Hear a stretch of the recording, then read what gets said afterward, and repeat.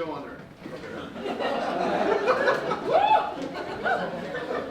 All right, more seriously, my name is Patrick Gray. I'll be your host this evening. I am I'm the author of this musical, I guess you could say.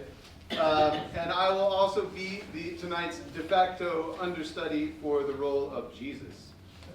And it's a tough role to fill, let me tell you. All right, and in that spirit, I'm going to begin with a sermon. Brace yourselves. You may have heard of the Sermon on the Mount.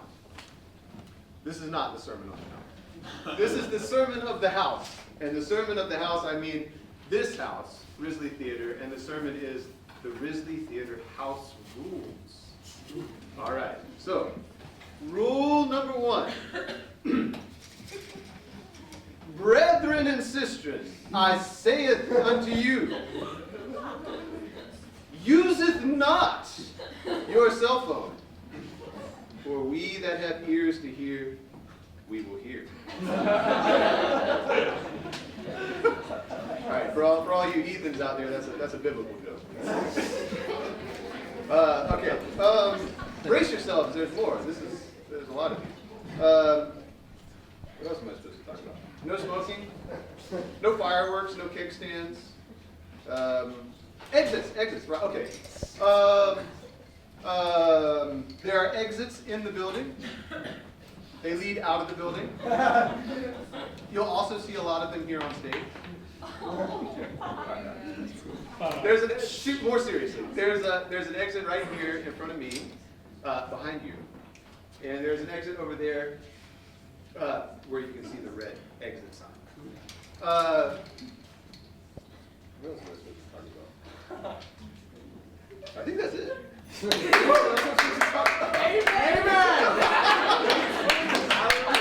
All right. Okay.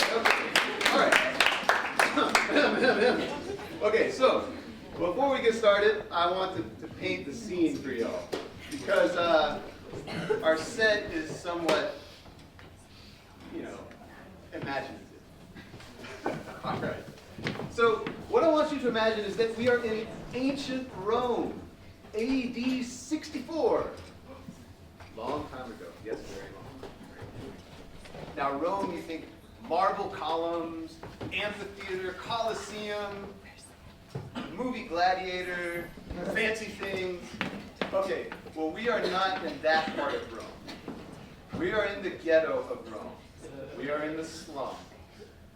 We are in the part of Rome where the buildings are made of wood, where the Jews and the Christians and the freed slaves live, the disreputable people. And that part of Rome is on fire. It is burning. It is the Great Fire of Rome, 64 AD. And you, an ancient Roman, let us imagine, are watching this great fire burn in the ghetto with great pity and sympathy. And you see a crowd of people moving towards you in disarray, carrying their belongings with them. And this crowd of people, because this is a musical, is singing. And they sing this. Smoke is rising. Women are crying. Children are dying. Chaos in the street. Can't stand the heat. Flames are getting higher. House is on fire. Like a funeral pyre. Chaos in the street. Can't stand the heat. Who will help us? And protect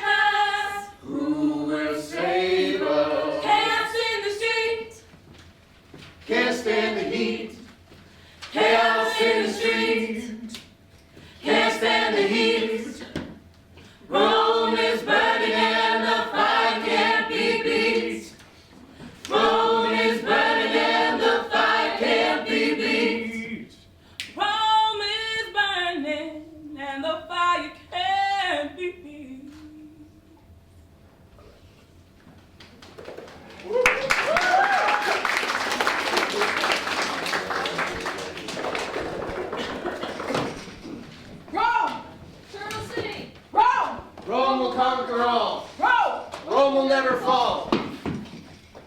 Hail Nero, Emperor of Rome! Hail Nero, Emperor of Rome. The invidious conspiracy responsible for this public calamity must be held accountable for their continual, unrepented perfidy. Gather all the Christians in the secret prisons near Caligula's circus, my theater, there on the outer Vaticanus. Hail Nero! Hail Nero. Remember, I want them alive. That way they can provide some entertainment as they die. Their arraignment in my garden will enliven and illuminate the guest places at my feast. Imagine a moonless night, twilight passed without a torch.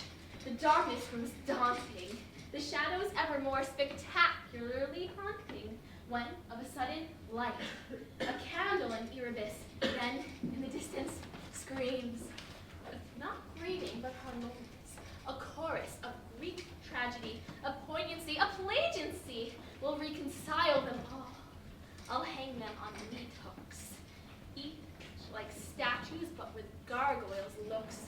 Like a match, like a torch, then, at the witching hour, the midnight's begetting, when each pinioned prisoner starts earnestly regretting his former character, I'll start the fires as each candlewick expires. He'll boil, cry, and try to spoil my artistic ecstasy. He'll shout about his God, Jesus, and pray, but I'll bring out my condescending, my newly enlivened Illuminati, to stare at the sight and say, behold my parable, behold! Indeed, the light of the world! Oh, corroborating sovereign, your intrepid elocution is, as always, A weakness, Toad, your cowardice disgusts me. Do what you're told, and quickly help me forget that you exist. Christians. round them up! Round them up. Christians. Find them out! Find them out. Christians. Tie them up! Tie them up. Cast them out! Cast them out. Christians. Be gruesome in your merciless resortment of these prolific optimizers. Their implacable individuated optimism must be rendered abject. They must be corralled into expatiating imperial subjectivity. Their perceptification as per se a barbaric organism of improvitastic jubilance lacerates the artificiosity of a duly functioning state.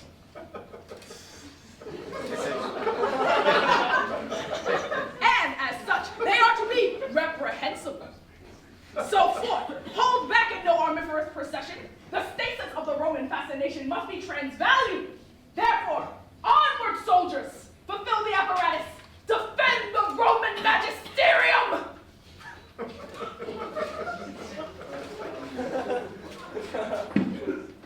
Do you acknowledge the divinity of our Emperor Nero, and are you willing to offer him a public sacrifice? Yes. Okay. Do you acknowledge the divinity of our Emperor Nero, and are you prepared to offer him public sacrifice? I don't have time. No? Come on. We got a live one!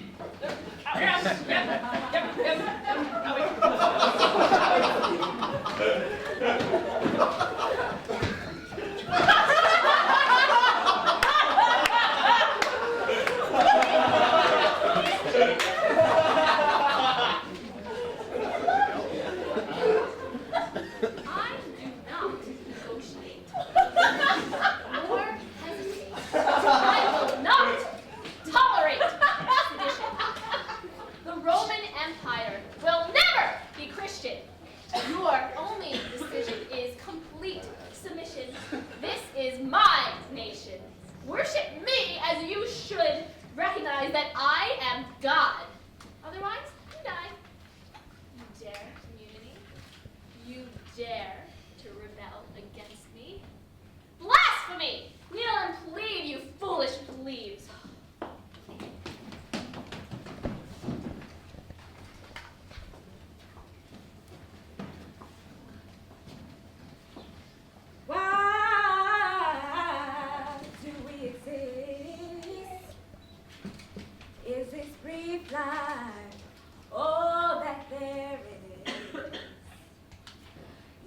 Nothing here makes any sense. I quit. Why look for justice? There's none to be found.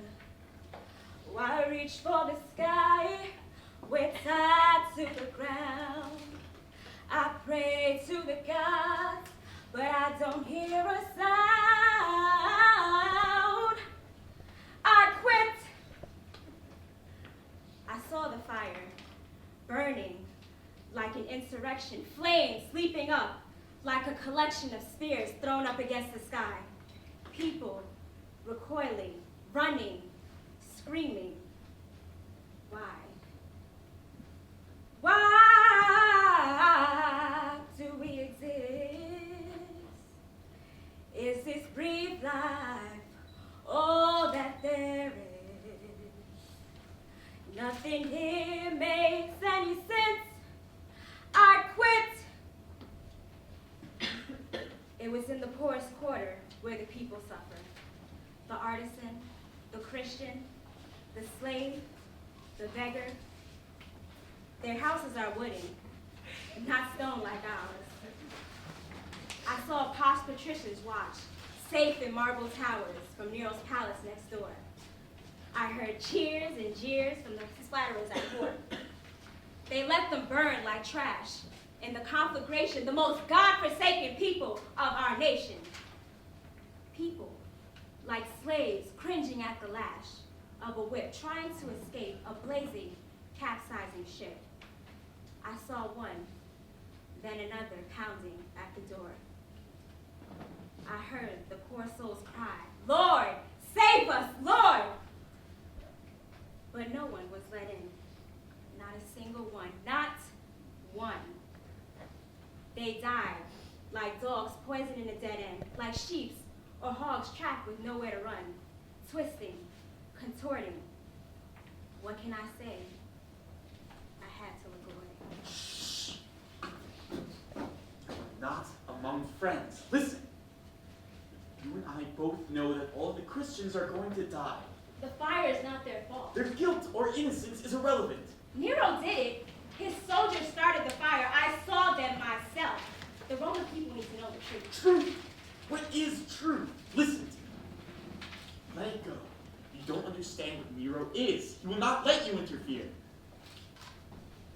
Nero deserves our trust. To punish Christians is only just. Such feverish fanaticism threatens the state. Their asceticism is a death wish. Dissipating that muscular vitality that makes Rome great. They hate our Olympian polyphony. They call it a cacophony. They deny the divinity of any Roman deity. Our pantheon is cut to one. A Jew, a carpenter's son, one godhead like one husband, one partner, bound together in undying monogamy. What's worse, they reject our cultural supremacy. They want a total moral reversal. They expect the impossible. Honestly, feats of unnatural chastity, this Christianity is an ethical disease. We, full-blooded patricians, fell prey to such unheard of, sickly Jewish pretensions. Imagine what Rome would become.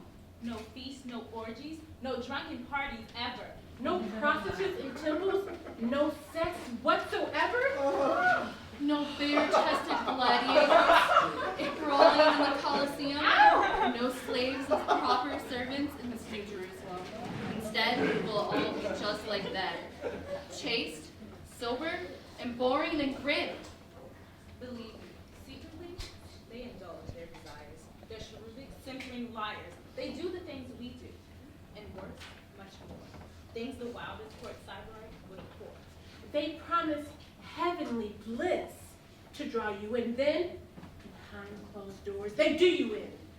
They conceal their earthly swords, but they'll steal what they can.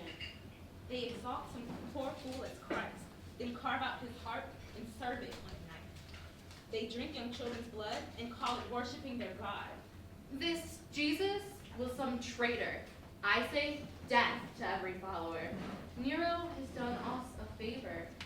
He's our own homegrown Roman savior. No. What you're saying is absurd. Christians are not saboteurs. These implausible rumors arise from a sick imagination. To call this Jesus the enemy of the nation is ludicrous. He's harmless. I think he was a pacifist. The danger here is Nero's lies, propagated by his slaves and spies. He wants to use the land to expand his palace, and invented this excuse that Christians are a menace. Christians are scapegoats. He's the one to despise. He's an evil mastermind. And his courtiers are cutthroats, pandering to every crime. He's the disease, not Christianity. Oh, our philosophical queen. You think you're virtuous? I think you're treacherous, seditious. I think Nero would be curious exactly what you mean. He'd want to know more, I'm sure, about all of these enormities you claim to have seen. So, you think Nero is to blame? What's your name? Tell me, widow. What evidence can you show? Oh, your Romanitas. Oh, your nobilitas. Oh, your ancestral moral class. You lord it over us like some sort of supercilious, self-infatuated goddess. What you fail to recognize, since you're so oblivious, is I can smash that pedestal, overturn your memorial, old money Mount Olympus, and send you skidding like a titan down to the deepest Tartarus. That wine can turn to vinegar with one word, one whisper, to our ever-to-be exalted emperor. You know the man so well. You must be Hercules to stroll so easily through the toll gates of hell. No fear of starving Cerberus nipping at a stray human heel. No doubts about a dinner date with Tantalus, or waltzing afterward on Ixion's he wheel. You believe you can outdeceive the thief himself, I guess, of scheming deathless Sisyphus. You'll outslander chthonic darkness? Is that what you imagine? Do you really think you're such a very savvy politician?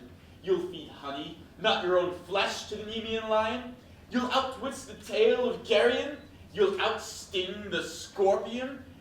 Are you such a crafty conniver that in his own web center you can somehow outpoison and outentangle the spider? They're in this together. Secretly, she's his lover. Let's denounce both him and her. No! For I am closer to the Emperor than any of you know. This traitor is my own, my prize. Paid for with assiduous lies. Do you think that Nero has no other spies than you? And you? And you? We called ourselves the Order of the Serpent. And our name is death to mention. Yet, since you refuse to heed my admonition, we all now find ourselves in a precarious position.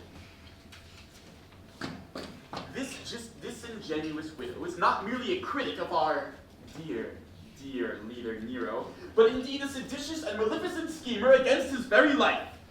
Oh yes, we servants keep her under a close watch. She seduces her unwitting, unstable suitors and persuades them to become dangerous co-conspirators for the restoration of the ancient Roman Republic. That inefficient, inglorious debacle we hope never to see again. I too wooed her, yes, but only out of duty and against the grain of my own far deeper patriotic sense of duty and disgust. The order sent me, a practiced seducer, to win her trust. Once I had wrung from her the names of my self-flattering so-called rivals, I killed them all myself. In fact, some with poison, some with a knife, some with a quick garrote around the neck. And I will kill you too, if you dare to breathe even a hint of a whisper of my true occupation to any of your supposed friends. Is this some sort of joke? This is not funny. None of this is true. In her own person, she means nothing to me. but she is, as you know, extraordinarily wealthy. Therefore, I'll let her live. In fact, I plan to marry her. Not of her own free will, of course. She will discover, she is discovering even now, in fact, a more gripping and immediate motivation than love. Fear. In exchange for reporting that she has experienced a new love for our paterfamilias, Nero, I will make her land, wealth, and slaves my own. And, in brief, I plan to profit from my services to the state. And if I suspect for one moment that you might even dream of attempting to interfere, you will die. Not publicly. Not heroically. You will simply disappear. Understand? You saw nothing. You heard nothing. You are nothing. Now go. Leave! Flee!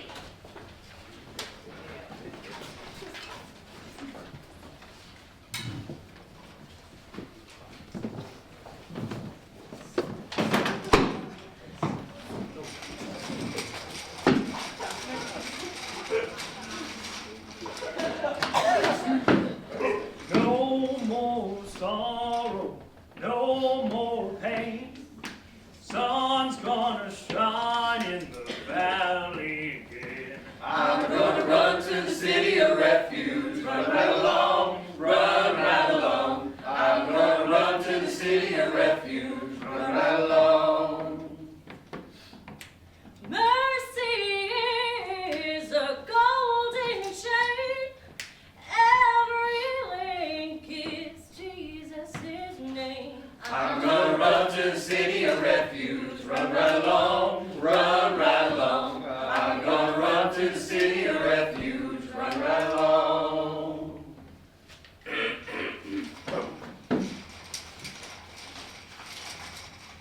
All hail our glorious, general, wondrific, awe-inspirational, moral, munificacious emperor, the insurpassable, imperial, and all-praisable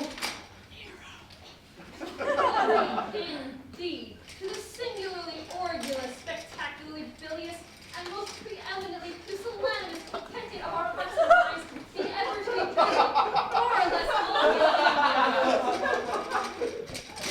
What? Nero is our hero.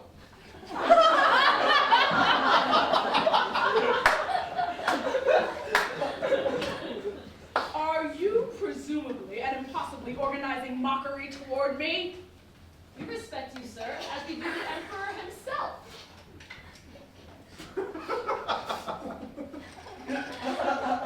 Good. These criminals whom you see before you are nefarious, implausible, preposterous renegados whom Nero postulated in his most recent pronunciation. And they are to be circumspected here, in this quorum, as per their dangerous, unsusceptible feloniousness until such time as the Emperor himself, in his own inequitable persona, should arrive and interrogate them de facto. Hail Nero! Hail Nero!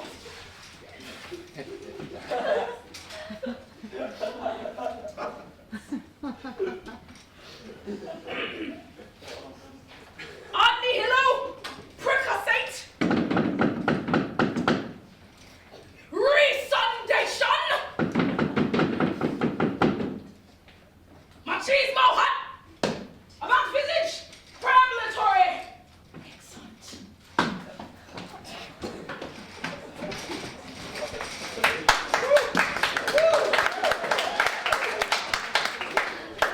The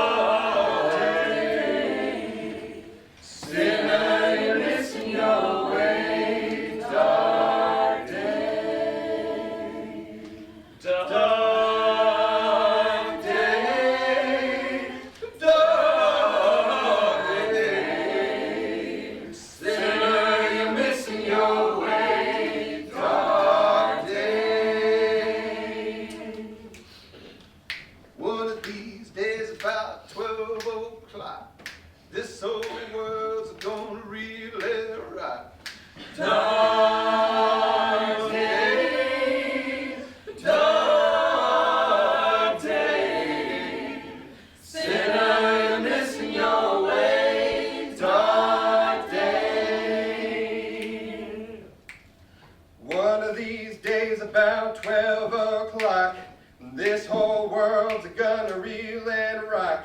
A sinner in that final hour, God's gonna come in truth and power. Dark day, dark day, sinner, you're missing your way. Dark day, dark day, dark day, sinner, you're missing your way. Dark day.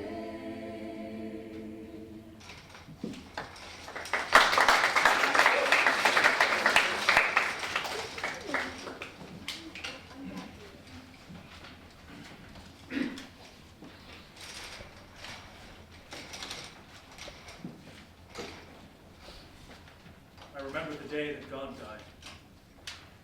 We got caught by surprise.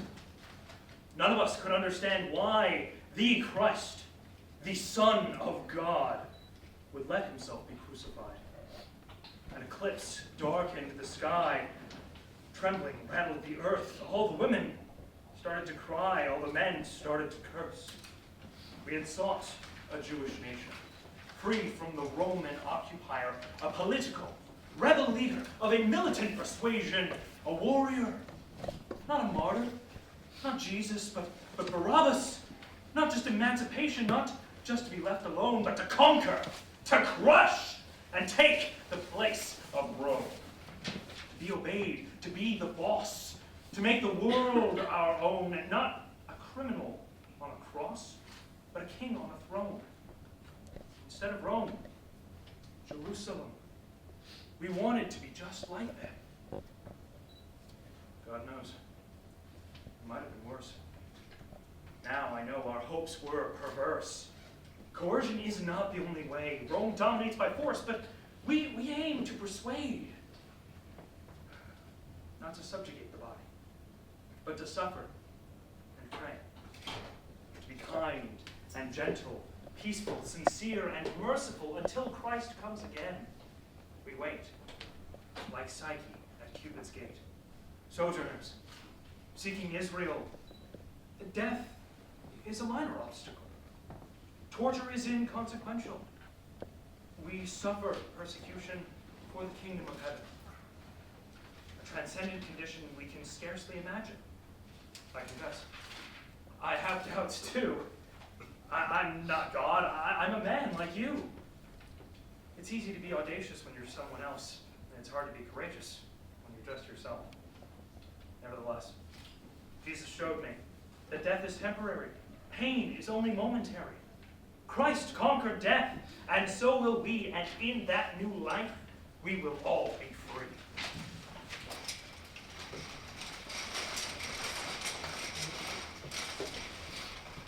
I know my Lord is a man of war, but my battle at hell's our door. Storm and rage to call my name, brought my soul back from the grave.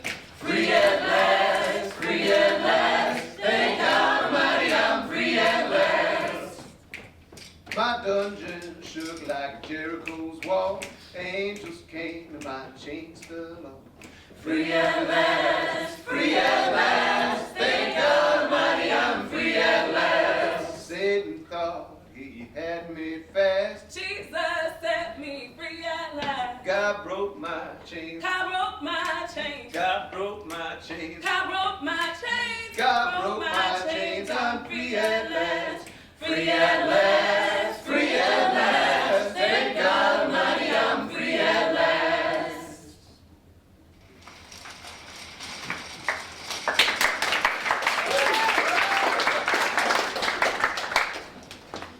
No more. I refuse to hear you excuse your lies. Nothing justifies such abuse of my public reputation. What about my honor? I'd rather die than suffer such humiliation. Now, every time they see me, they will sigh and whisper, "Oh, that poor woman trapped with that barbarian." Gloat over me? I will not be the object of their pity. I will jump off a cliff. I will bring a swift and noble end to my life. And I will never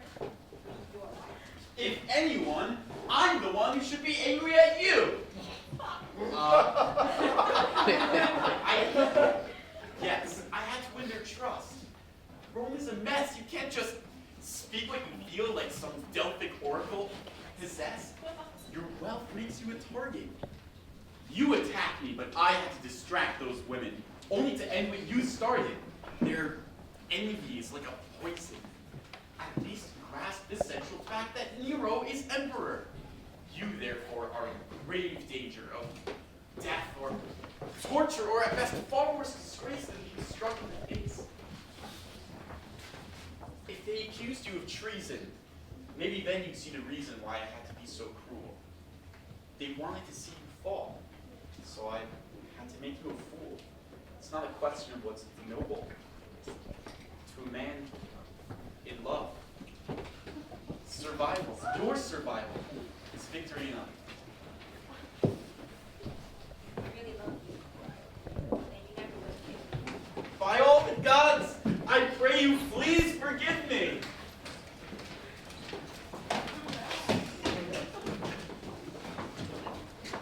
One day I was walking along, met old Satan on my way. What do you reckon old Satan said to me? Young man, you're too young to pray. I'll pray anyway till the day I die. Free at last, Thank God Almighty, I'm free at last. Old Satan's mad and I'm glad he lost that soul that he thought he had. Free at last, thank God Almighty, I'm free at last. Free at last, thank God Almighty, I'm free at last.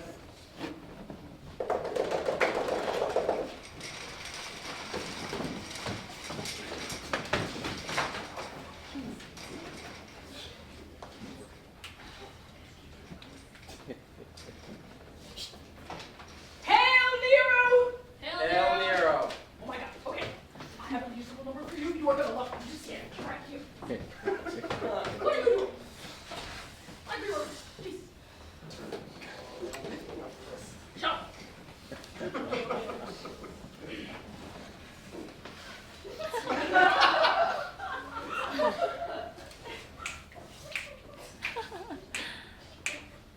Nero, the people's hero. Make sure that we show proper respect. Nero, supreme commander, won't stand for slander, so keep it in check. Unless you want to risk your neck, keep it in check. Nero! This speculum which I have offended for you. Do you approbate my observance?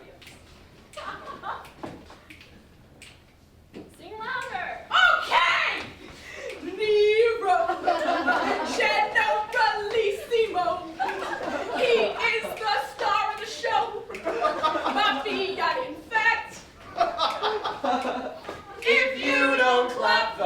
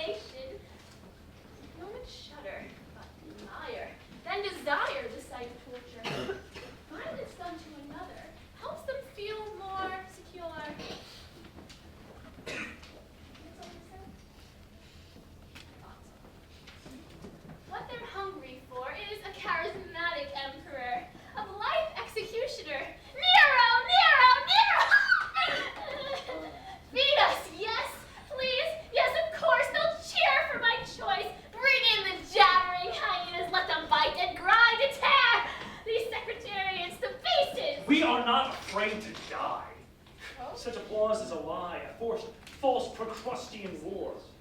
People fear you, nothing more. God's is the glory. His praise is not obligatory. May he have mercy on your soul. You are the fool. I am God. Glory to God. Yes, glory to me. Glory to me, for I am the highest. For man is the treasure of things, and I am the master of men, including you. You understand? I am the God of this world, and there is no other. Me, only me. No. No. You dare contradict me? Mighty Emperor, might I tell you a story?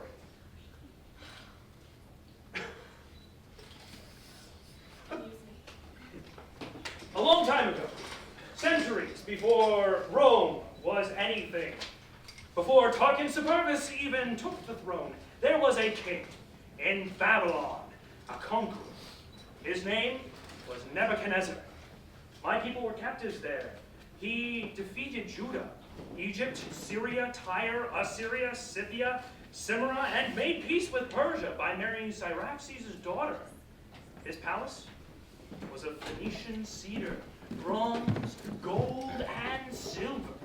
And his capital, Babylon, was like no other.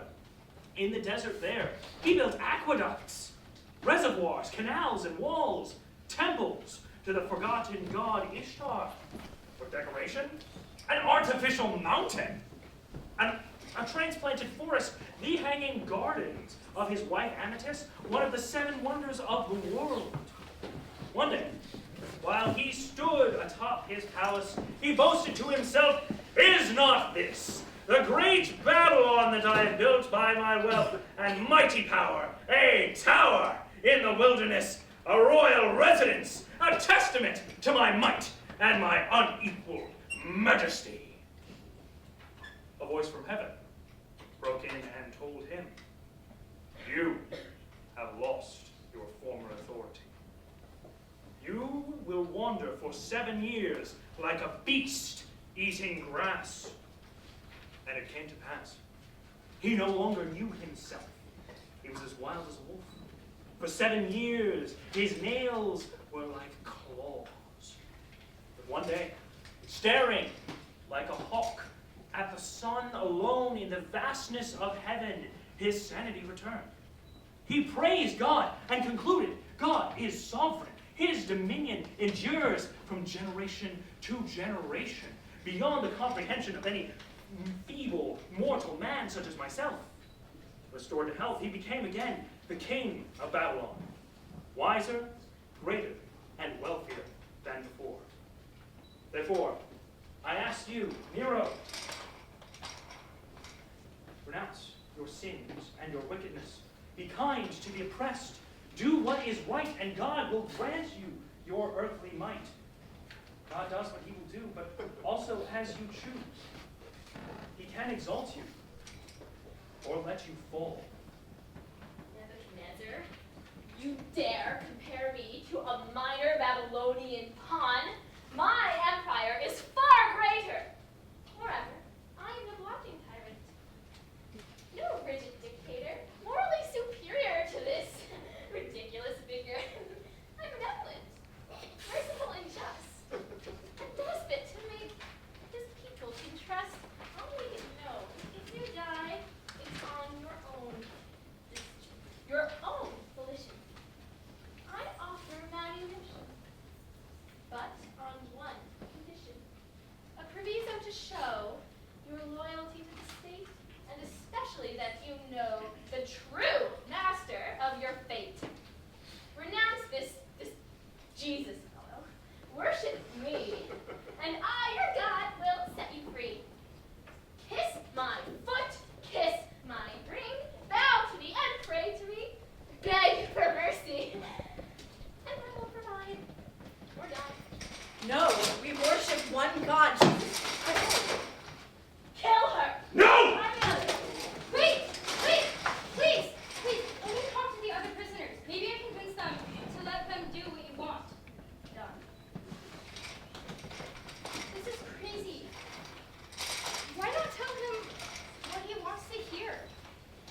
just lie to him. I don't care if he wants us to call him the Prince of the Air, the Lord High Muckety Muck of the skies.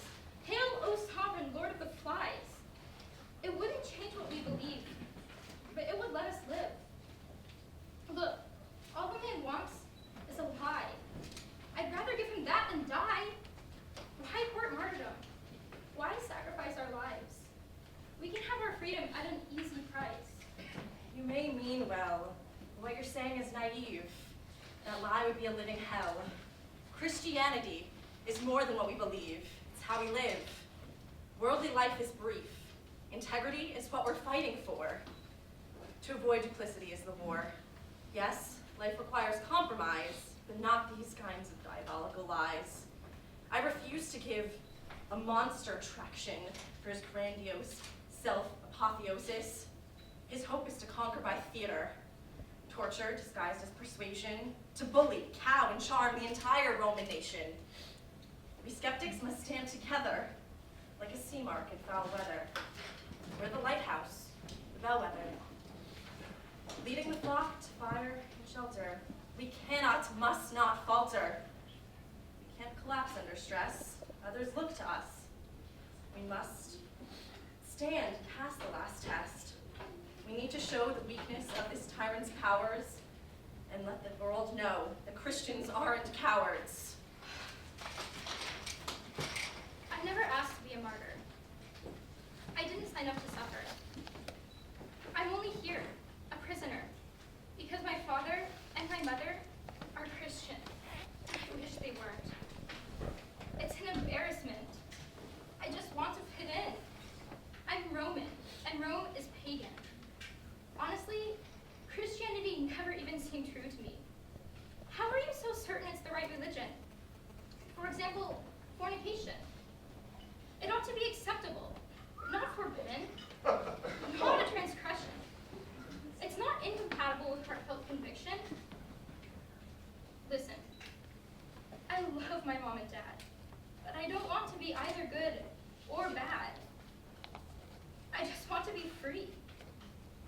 I feel no special zeal to be some dead trophy on God's top shelf, some saint. I want to be worldly, like everybody else. Sinful, but alive. Corrupt, but carefree. I don't want to strive. I just want to be me. Call me mediocre, coward. I don't care. I want out. You believe, but for me, I doubt. You may not choose to admit it, but you know right from wrong. And you won't forget it. That awareness is the burden of all Christian children. When you're too young to choose, we strip away the shadows. We draw back the curtain and expose, as mere shows, the world's incongruent ruse. It's a searing revelation, an unshakable daylight eye for all dark corners of temptation. So I won't try to change your mind. Leave if you like. You're free to go. Flee if you can. In time, you'll find you can't escape what you know. Speak for yourself. Die if you want to. I can't stop you. But me, I'll at least save myself. I choose life. What you preach means death, not just for you, but for everybody else. You better hope you know what's best. When you see everybody dying, crying, your followers, your family, that'll be the real test. What do you want me to do? Surprise me. No. Precisely this. Worship me. Kiss my foot. Kiss my ring.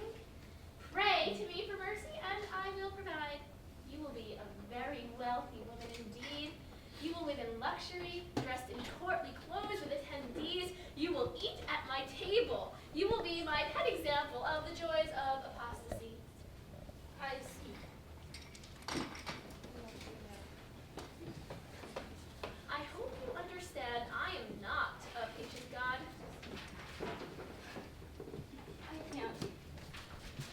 I can't do it. I did last time. He was a kid, doesn't count. What is it? No, You all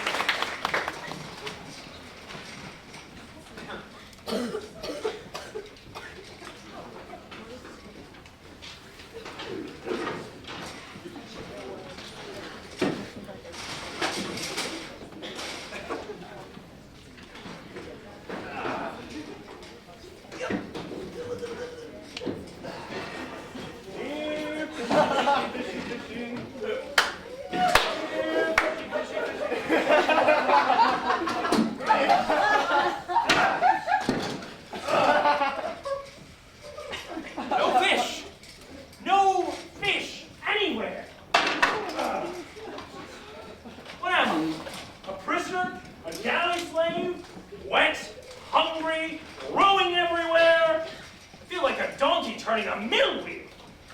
I cast the nets in here. At least I try to. Yeah.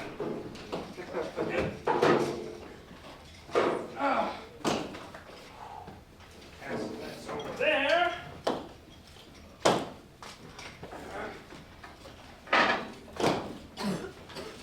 Bring them up over here, and up over there, and nothing. Not a single fish. Amazing! I must be cursed. And repeat, and repeat, and repeat. And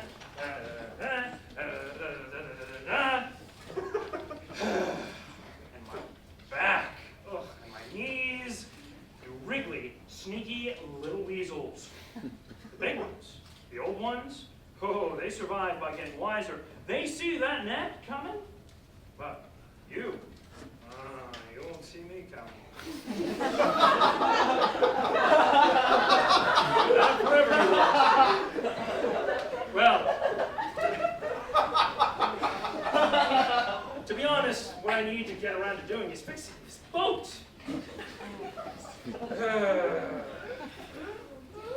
I could just imagine Martha, though. I can't tell her. I can just imagine her saying, "Oh, that patched up pile of planks is a disgrace to our household. It's not fit to be used as a bathtub or a bucket. Why don't you talk to Jesus? He's a pleasant young man and a carpenter. He learned it from his father, Joseph. I'm sure that would be very easy for him to come down to the dock and fix your boat."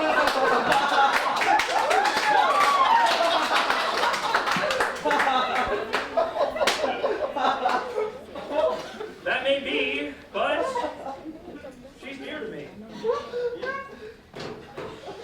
Aren't you?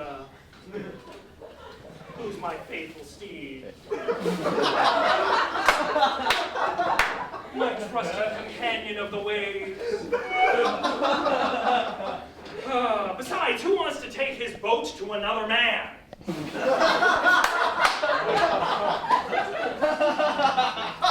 I give up. I admit it. I can't fix it. I'm an ignoramus. I would feel humiliated. That's the problem number one. Problem number two, Jesus is not your typical carpenter. He's had sort of a, well, yeah, I know he knows how to do all the standard carpenter-like things, like nail planks together, I don't know, but boat building, maybe? I know there's some special things you have to do. I think you're supposed to soak the wood or something so it'll bend. And glue. There's got to be glue involved somewhere. I don't know. It's Jesus. He's made some sort of midlife career switch. He's a rabbi, I guess, or something like a rabbi, but not. A prophet, maybe. He's preaching full time, but let's put it this way. I can't just be like, "Hey, Jesus, I know you're busy turning water into wine, but, oh, now there, that would be a great career."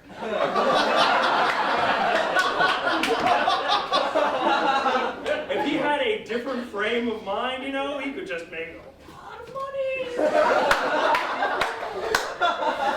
Seriously, though, I can't just be like, "Hey, Jesus, I know you're healing lepers and paralytics and so on, but, you know, would you mind, if you have a free moment, stopping by and showing me how to fix my boat?" Wait, maybe he could heal my boat? Just like one touch and shazam! It's twice as big and it doesn't leak!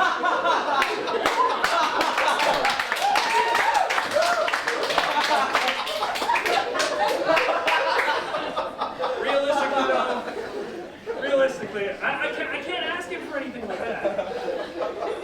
He's a big shot now. I mean, surrounded by these crowds of people shouting, "Heal me! Say something! Do something spectacular!" Of course, some people say that Jesus is the Messiah. Of course, more people say he's crazy. They say Joseph apparently, supposedly, is not the father.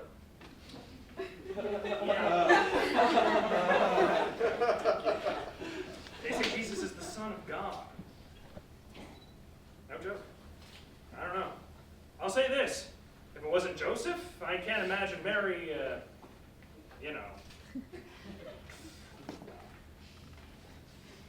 I guess I would say if anyone alive today is the Messiah, the Christ, it's him. It's got to be him. Who else could it be? Some zealot? Judas? Ugh. Barabbas? No, those guys scare me. They complain about the Romans, but how? Let me ask you this. How would they be any different?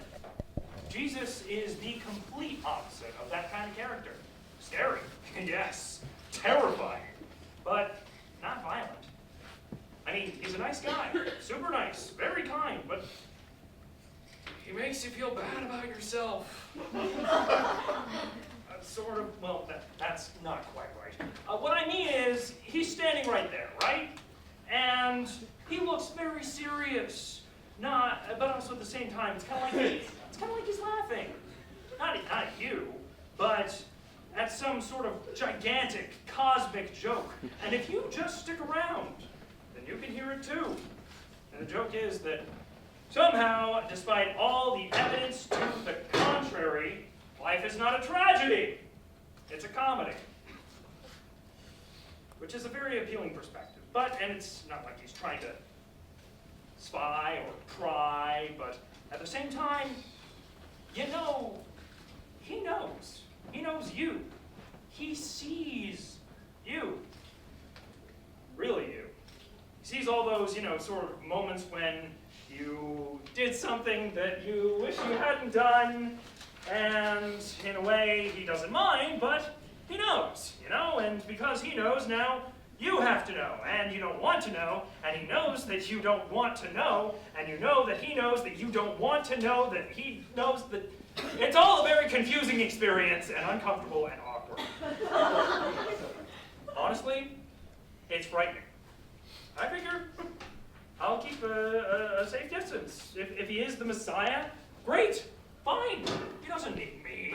Oh, Jesus!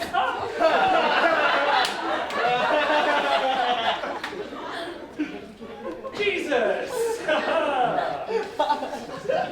What are you doing here? I've come to see you. Me? Why? The harvest is plentiful, but the laborers are few. Jesus, I'm happy to help. Wait. Yeah. Wait. What kind of harvest are we talking about? It's too early for olives. It's too late for wheat. Dates. Mustard? Simon. The people are like sheep without a shepherd. They are? Wait, what? Listen. Rabbi, I'm sorry, I don't understand. People are coming. Yeah, you're right. What do we do? Who are they? All kinds. There's a great crowd. Listen. Would you mind rowing me out a bit from shore? I want to talk to them, but I need to push you out a little bit from the shore. Oh, wow, yes. Sorry. Quickly. Here, hold this. Oh, God. Jesus, you're heavy.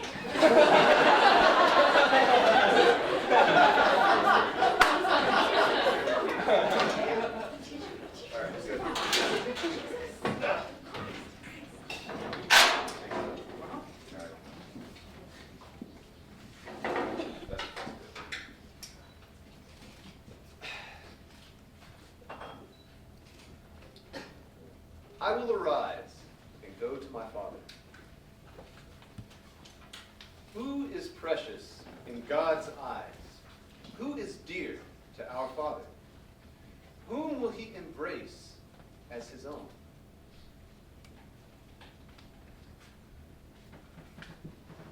A wealthy man had two sons, an elder and a younger. The second brother was a gambler, a fornicator, and a drunkard. The first stayed sober and chaste with his accounts in order, but disdained the other. He was a regular front row visitor at the synagogue, praying hard, saying, Thank God that I am not a sinner, like my disgraceful brother. Look, once again, he's not here. What he didn't know was that that brother he despised wanted to go. He stood outside, alone, looking at the door, but felt too ashamed to come in. He felt trapped in sin. He drank more and more and more to forget where he'd been the night before. Jack of diamonds, I know you of old. You rob my poor pockets, silver and gold.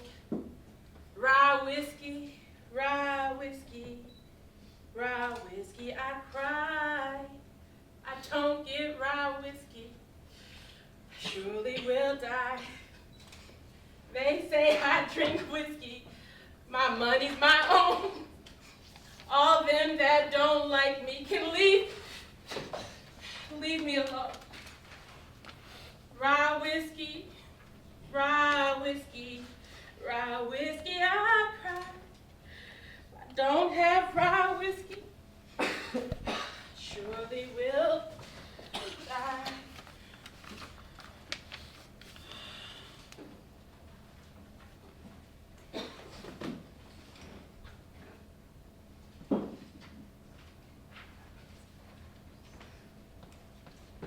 Thank God I have no vices.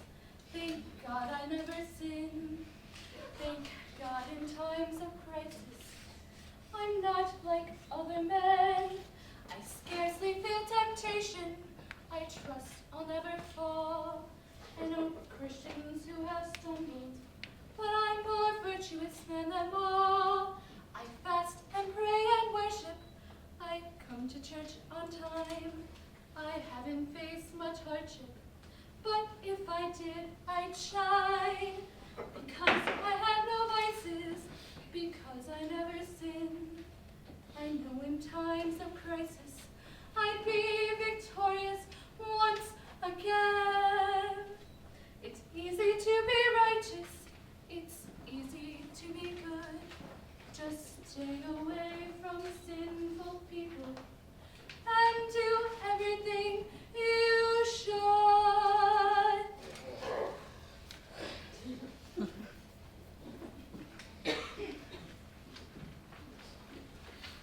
One day, that wayward brother woke up, still hungover, and said,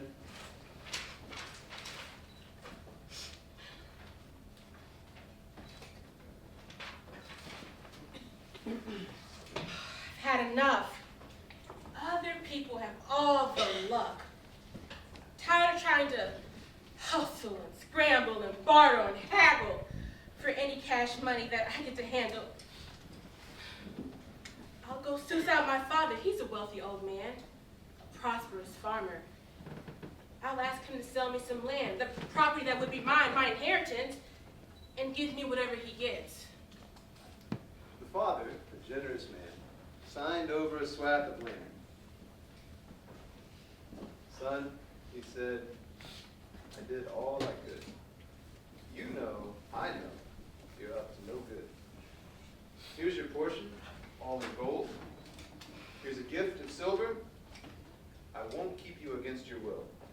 Only I ask you, remember, I love you, and I always will. However bleak things may appear, you, my son, are welcome here. The prodigal, once he got clear, laughed and said, Yeah, Pops, whatever. I'm out of here. I'm done. No more of this family farm. I'm gone. What's more, I'm looking beyond our provincial capital. I'm bored in Jerusalem. I'm going straight to Babylon. That city is a non-stop party. No pretense of piety, no norms of chastity, no exclusionary, scornful, moral authority there to interfere and impose sobriety. People there are hospitable to people like me. Finally, I can do what I want. Yeah, Babylon. There's wine to drink in Babylon, Babylon, Babylon. You're always king in Babylon, Babylon, Babylon. There's songs to sing in Babylon, Babylon, Babylon. The girls do anything and everything in Babylon.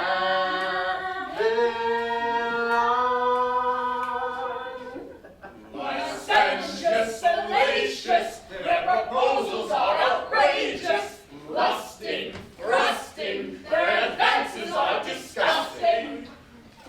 It's so, so nice in Babylon, Babylon, Babylon. There's advice in Babylon, Babylon, Babylon. You won't think twice in Babylon, Babylon, Babylon. There's wild nights of sex and spice and dark delights in Babylon.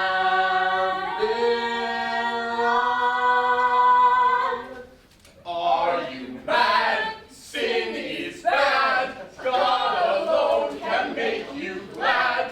Abandon sexual sin. Heaven is not fornication. Ha!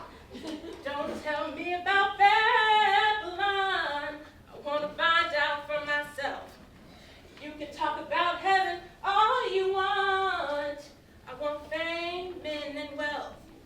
I want that city dim and moan. Drink all night, sleep all day. You can talk about working all you want. I want to party my blues away. Babylonians are dangerous. Listen to the rest of us. We warn you, stay away. I don't care if they're bibulous. I don't care if they're lecturers. I don't care if they're treacherous. I want to party my blues away. Don't tell me about Babylon. I want to find out for myself. You can talk about heaven all you want. I want fame, men, and wealth.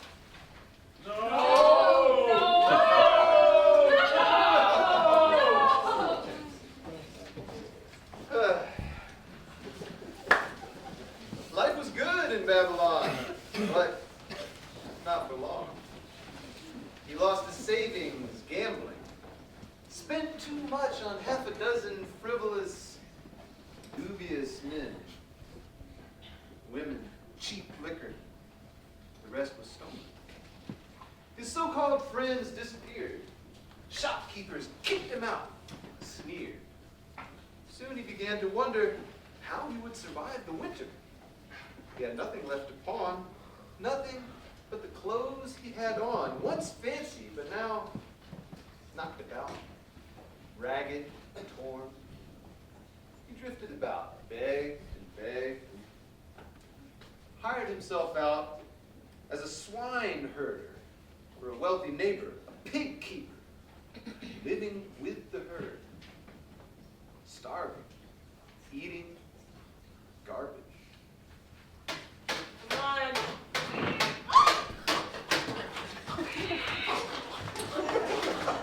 Oi! Oi!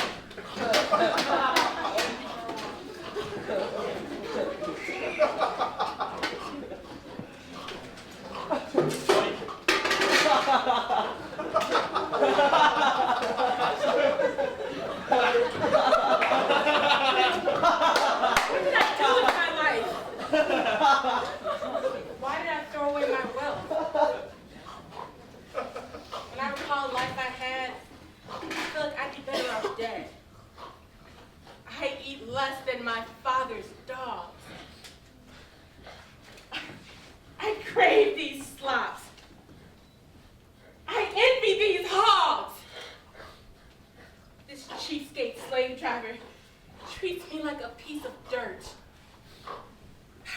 stay any longer in this filthy pigsty. I will arise. Go to my father. He's a generous employer. I was once his son, yet I expect no favor.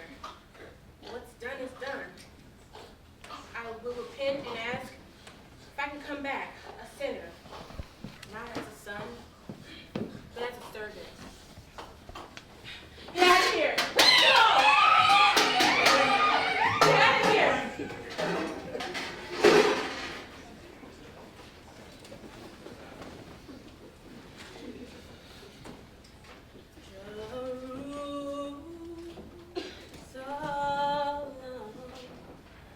My head be home. Oh, how I long for thee. When will my sorrows have an end? My soul, when shall I see thy walls are all of precious stone, most glorious to behold, most glorious to behold. Thy gates are richly set with pearls, thy streets are paved with gold, thy streets are paved with gold. Jerusalem, my heavenly home. Oh, how I long for thee. Oh, how I long for thee. When will my sorrows have an end? My choice, when shall I see? My joys, when shall I see?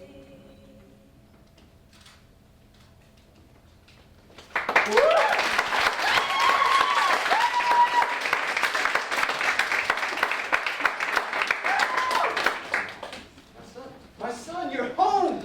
Come, please, embrace me. Father, I have sinned against you and before heaven. I'm not worthy to be called your son. You are always welcomed here. Behold, the sheep that was lost has found its way home. You need a bath. There are clothes for you in your old room. Go, clean up, hurry back. We'll start the feast right away.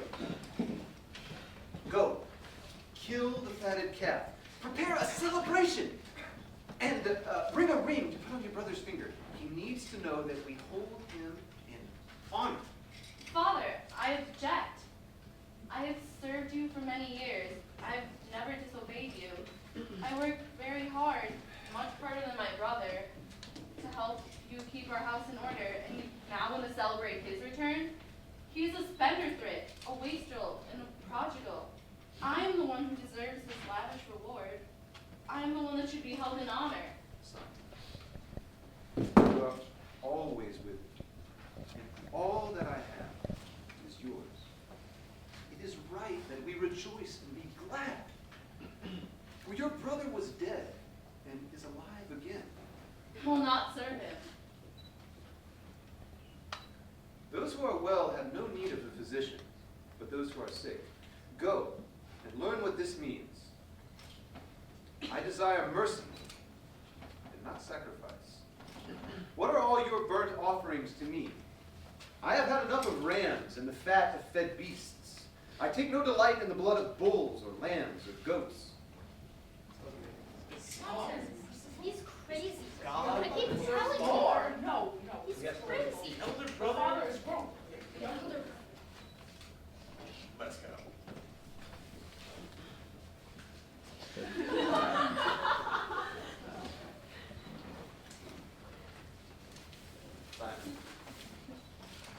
launch out into the deep and let down your nets.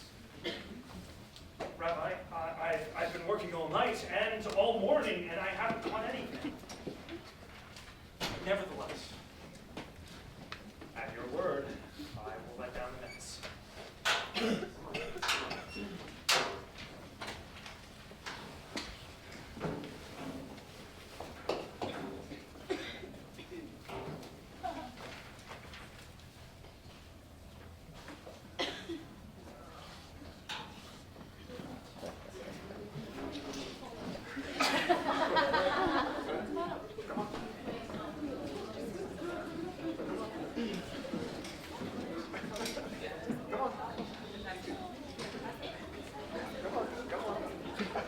Don't be afraid. It's all right. Come on. Come on. Come on. Back on the set. Excellent.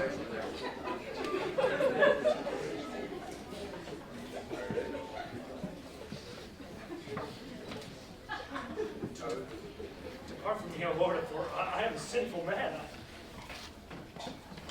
Don't be afraid. Come with me, and I will make you a fisher of men. Blessed are the poor in spirit, children of the heavenly King. We shall wear a crown of glory when on earth our work is done.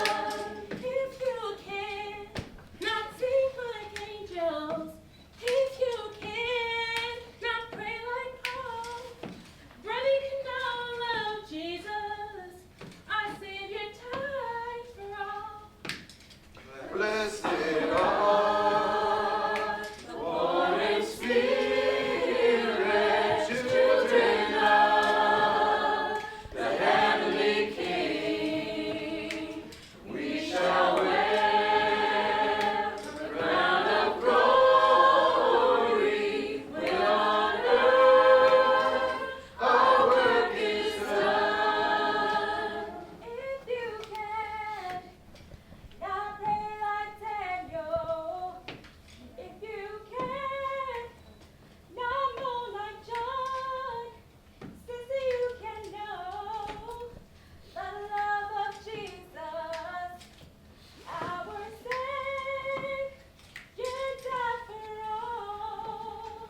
And if you can not give a million, you can give a widow's mite, and each gift you give honor to Jesus will be precious in His sight. Blessed are the poor in spirit, children of the heavenly King. We shall wear a crown of glory when on earth our work is done. All right. Okay, everyone, audience, thank you.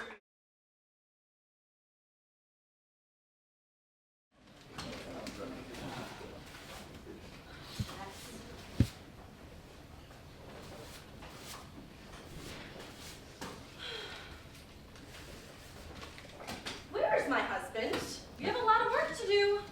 We need to pack up all these dried fish and get the baskets ready to carry to Capernaum after supper once it gets cool again. This blazing Galilean sun. I don't understand. He's usually home by now.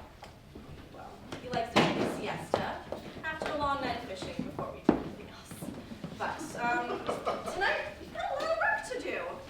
Chiefly, we need to go see my mother. She's sick. It's not like her. She has a high fever. Usually, she's so energetic. Kvetching, kibitzing. Maybe that's why Simon's hanging back. He doesn't want to catch another earful about how he's a hopeless romantic dreamer. It's probably it. He needs to show more compassion. My mother can certainly be insufferable. Mom, I say, every man needs a dream. Martha, she says, every man needs a job. I can hear it already. But I love her, and it sounds like this time she's truly not doing well. Seems impossible, but they say she might die. I don't know what to think. I wonder if Jesus could heal her. Crazy, I know, but it can't hurt. People might laugh at me, but if it heals my mother, then it's worth it. Where's Simon? If you caught any fish today, we've got to sell them before we leave. We don't have time to dry them. Now, I don't know any clay pots to put them in. That reminds me, we need clay pots. Let's see, we need salt, olives, dates, wine, pots, flax to make rope for the nets, olives, a new fish basket, hooks, and a new anchor. A new anchor? What is he thinking? What's wrong with the old anchor? What are we, Harvey? Is he gonna put the anchor on the camel? Plus, got to clean this place up. It's a disaster. Why does he never pick anything up? I told him, throw away these old sandals. But no, he couldn't throw them away, just throws them everywhere. They are not fit for public wear, I told him. We're poor, we can afford to get you an extra pair of sandals. I'll feel better, so much better, when I lay my burden down. All my troubles will be over when I lay my burden down. Glory, glory, hallelujah, when I lay my burden down. I'm going home to Simon, where have you been? Martha, I have some good news. Well, some good news and some other news. What's the other news? Let's start with the good news. I caught an astonishing amount of fish today. How many? 153 big ones. Huge. Some of the nets broke, but... Simon, are you joking? No. 153 fish? That's almost 16 shekels. That's 65 drachma, praise God. We can put a new roof on the house. We can get another camel, a young one. Wait. What's the other news? Oh, it's even better. Simon, if this is some crazy scheme... Martha, it's not crazy. It's wonderful. Wonderful news. Jesus is the Son of God. What? Jesus is the Messiah. Oh, no. I want us to follow him, serve him, and help him to establish the kingdom of heaven right here on earth. Simon, what are you thinking? What will we eat? Where will we sleep? God will provide. Every day? For how long? Martha, just stay calm, all right? The money will come in. Trust me. Why should I trust you? You're the one with this crazy job fishing. One day we have plenty. The next day, nothing. I never know what to expect. But you get by, right? Sometimes it's easy, sometimes it's difficult, but we get by. That's the important thing. God will provide, but he will provide in his own way. I don't want God to provide. I want you to provide. I do.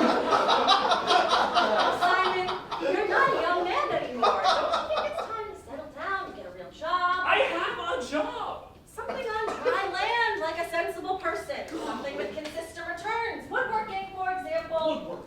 What's wrong with joinery? Don't think about it. Trees are inherently more stable than fish. They don't move. You see where they are. They're either here or they're not. Martha, whatever I do, there's going to be some element of risk. It's inescapable. Okay, let's say, for example, I was selling boats. Customers are just like fish. They're fishermen. They even smell like fish. The point is, maybe they come in, maybe they they don't. It's not a guaranteed sale every day. Fishing is not a respectable business. When you're sitting around all day doing next to nothing, talking to other men about how someday, somehow, you're all going to get together and conquer the world. It's not a good job for a suggestible person. It's a breeding ground for delusions of grandeur. Martha, I need you to understand. I am not a fisherman by default. I'm not simply some sort of hobo of the sea, hoping to eat for free. I have chosen this high mystery, this profession, as an avocation.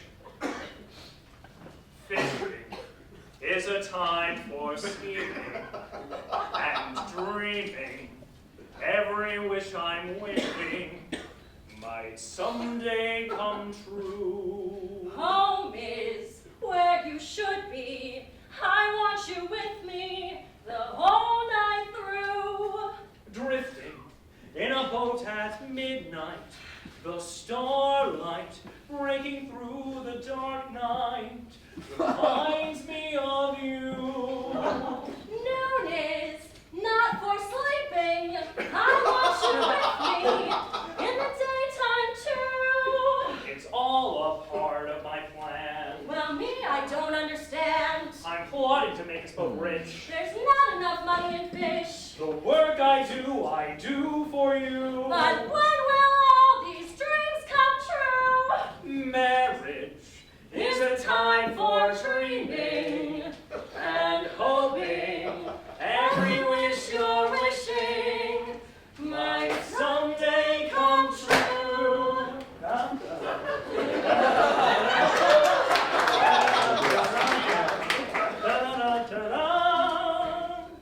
Marriage is a time for dreaming and hoping. Every wish you're wishing might someday come true.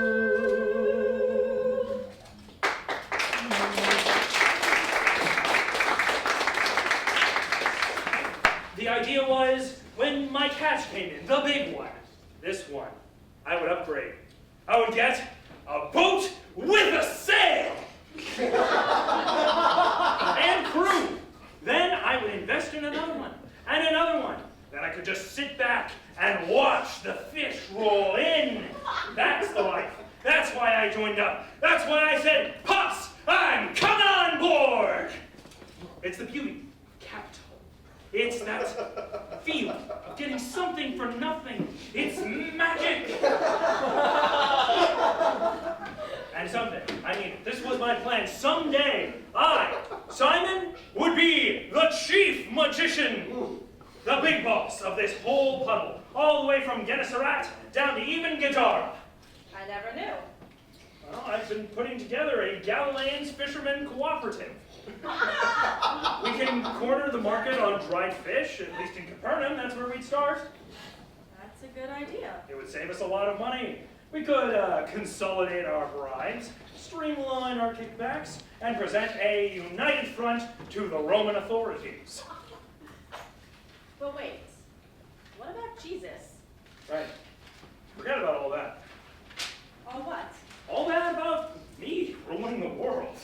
I got distracted. That's not important. I want to follow Jesus. We can save the money that we make from this cash and use it for our traveling expenses. Then, when the money runs out, we can come back and get back to fishing. No sailboat. No. You're serious? Yes? I don't know. I need to talk to my mother. Your mother? If my mother thinks it's a good idea, I'll do it. Your mother still thinks I should be a basket weaver. Basket weaving is an honorable profession. I know! She's told me many times. Simon, try to be forgiving. My mother is very sick. I know. I'm sorry. I was thinking, maybe Jesus could heal her.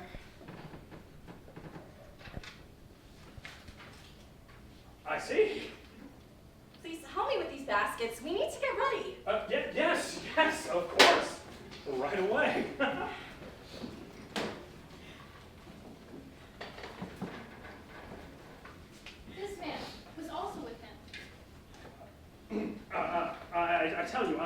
I do not know the man. Aren't you? You are. You're one of Jesus' disciples. No. I am not. I swear by the holy temple, I am not. Are you not a Galilean? But by the head of Elijah. You are!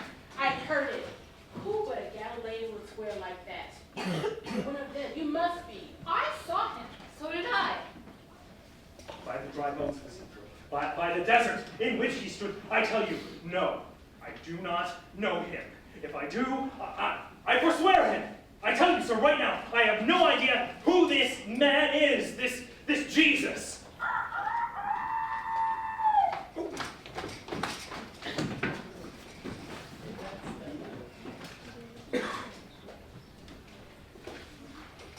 Where did this uneducated madman get the audacity to pronounce such unmitigated, egregious blasphemy, as if he were the Son of God? He's possessed by a demon. I say he did. He's barely even a son of man, a Galilean, a Nazarene, a country bumpkin. The Son of God, it seems to me, would have a better pedigree. I'm joking. Seriously, this man needs to die and quickly. He puts Judea in jeopardy, as well as my authority. What radicals like him don't see is that our state's prosperity depends on the stability of our relationship with Rome. Our hereditary clergy, aristocracy like me, know how to make them feel at home, and yet not interfere too closely. Take Pontius Pilate, for example, a minor nobleman, venal. Such men don't want any trouble. He wants comfort, a good report, with Caesar, bribes, and nothing more. This provincial governor, if I understand each other. My family and I supply peace, and he looks the other way. I don't believe for a moment that this Jesus is violent, but his popularity gave him a threat. He was stirring up a wasp nest. Crowds like that make Romans nervous, regardless what the supposed cause is. This Jesus rode in triumph like an emperor, even if it was on a donkey. Unfortunately, you see, Pilate, unlike you and me, cares nothing about blasphemy. But I'll tell him, he will be no friend of Augustus Caesar if he does not crucify this messianic pretender. Then this Jesus will at last die. I say good riddance. One man's sacrifice will protect the rest of us. Now as for you, the silver's yours, as we agreed. I hope there's nothing else you need. Now vanish. I don't want us to be seen together. I, high priest, and you, blood, a traitor.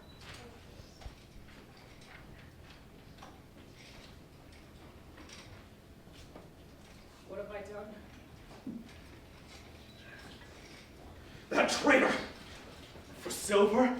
That envious, duplicitous, smiling, wicked, scheming, smarmy politician! I knew it. We should have never... Yet how am I any better? I denied him. I renounced him. Jesus, the Son of God. Or is he? I don't know. Yes! He must be. I was afraid. I would be caught and crucified. 3 times. Never, I said never. What have I done?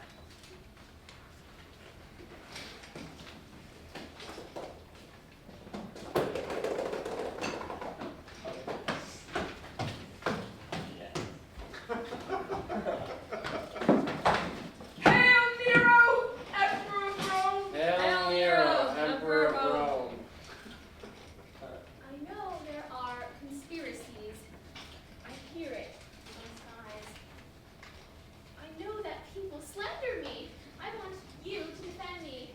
You, a man of reputation, a poet and a patrician. I want you firsthand to see all of the impious absurdity of all of these circulating lies about my needless cruelty. These Christians despise my rightful sovereignty. Their stubbornness, their willfulness is simply astonishing. Bring in the prisoner! Bring in the prisoner.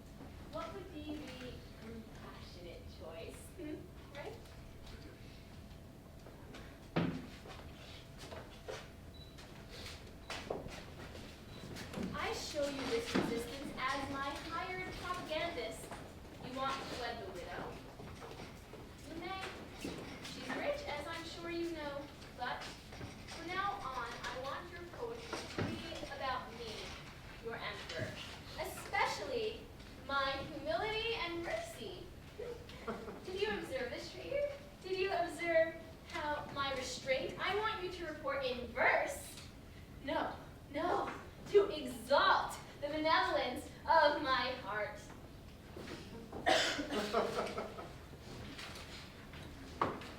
I know what to do. It's simple. Kill Nero.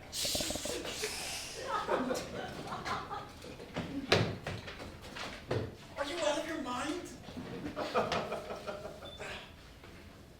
Can't you say that? Kill Nero? Do you?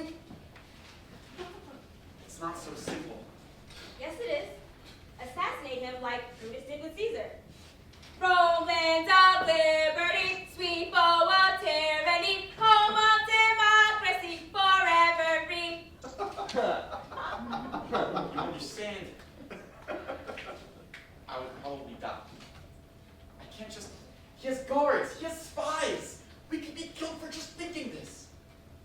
No, I don't know. You can do it. I believe in you. You're not just a poet. You're a warrior. You can be a hero. Think about it. It would be like an epic poem, but you wouldn't be writing it.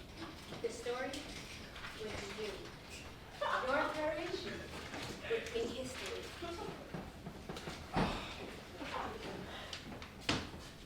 Or I would die.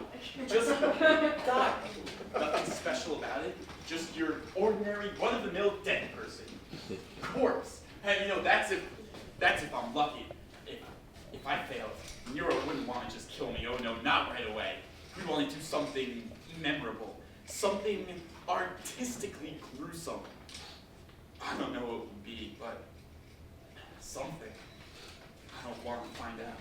Have you been to the arena? Have you seen what they do to criminals? Oh.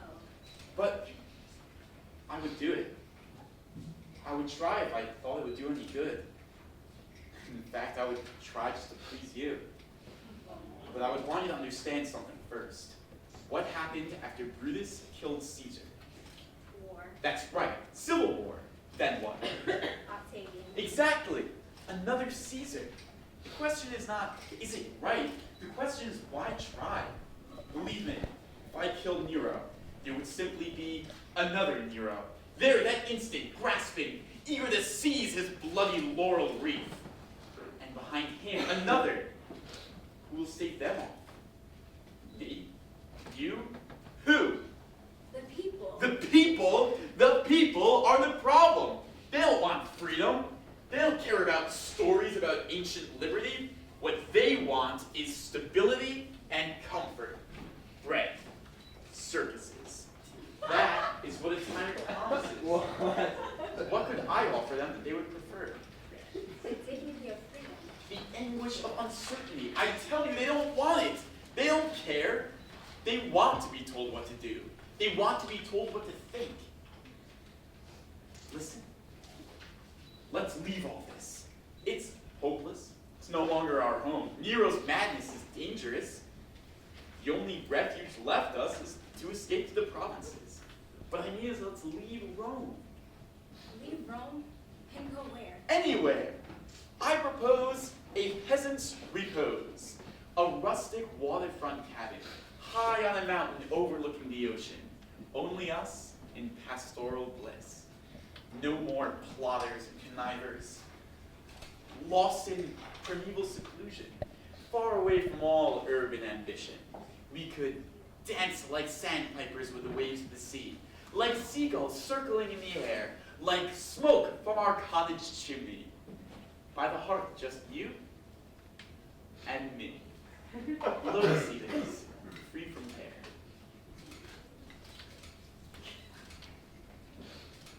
I wish I were a pretty little bird, far away from land. I'd stay out on the ocean breeze and never touch dry land, and never touch dry land. Down here, my dear, I don't see why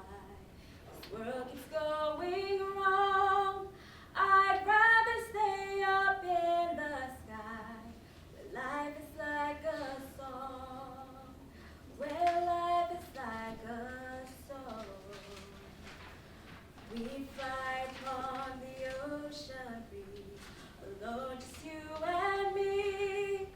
Just think of all the strange new worlds that you and I would see. That you and I would see. I wish I were a pretty little bird, far away from land. I'd stay out on the ocean breeze and never touch dry land. Never touch dry land. I wish I were a pretty little bird, far away from land. I'd stay out on the ocean breeze and never touch dry land. Never touch dry land. But wait, what about your ancestry? Your family name? Your estate? What about your high position? The hell with reputation. I have no obligation to the service of the state. Leave glory to the glorious. I'm serious. Let's retire. You could sit by the fire and ignore every rumor, every whisper and slander. Like farmers waiting out the winter. Flattery is a loveless, perilous endeavor. Tyrants' favors shift like fickle weather. Tranquility is easy, requiring no more than what we have already. Youth and beauty, health, wealth. Let's abdicate our duty, whatever it may be.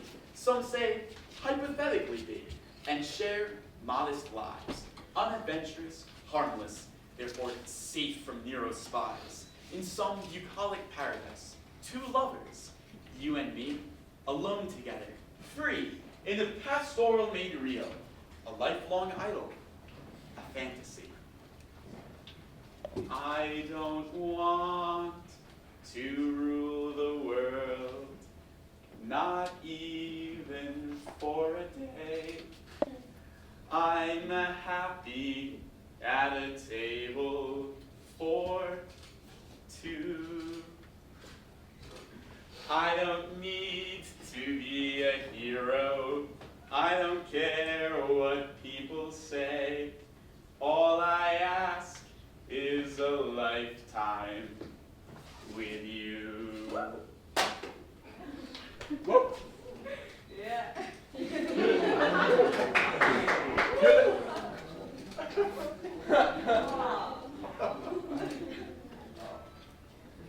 I don't want to rule the world, not even for a day. I'm happy at a table for two. I don't need to be a hero. I don't care what people say. All I ask is a lifetime with you. All I ask is a lifetime with you.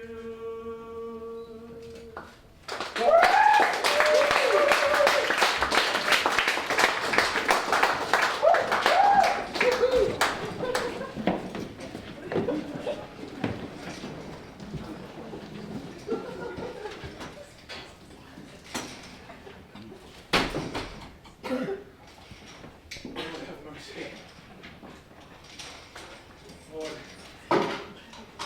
have mercy. Lord, have mercy.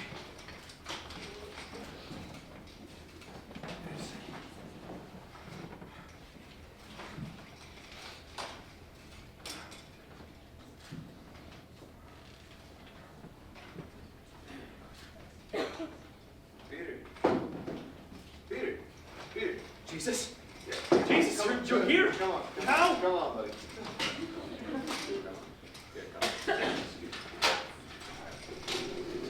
Let me wash your feet. What? Wash my feet? No. Yes. Why?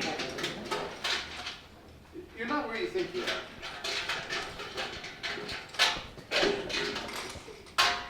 an expression of hospitality.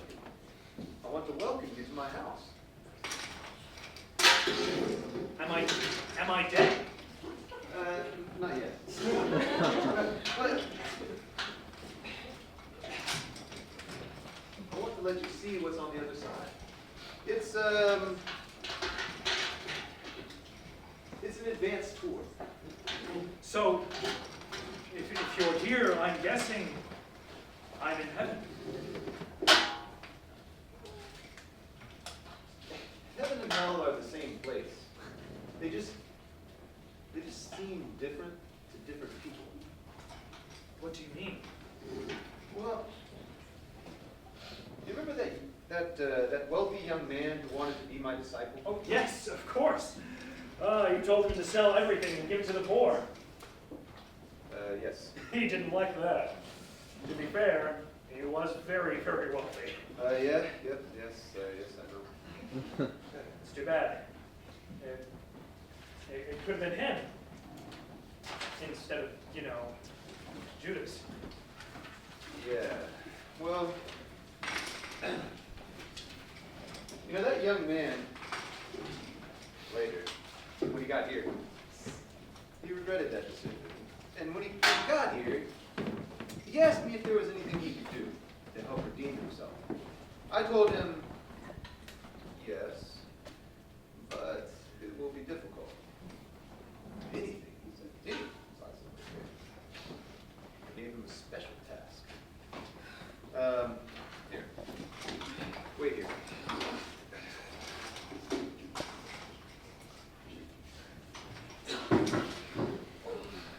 How's progress?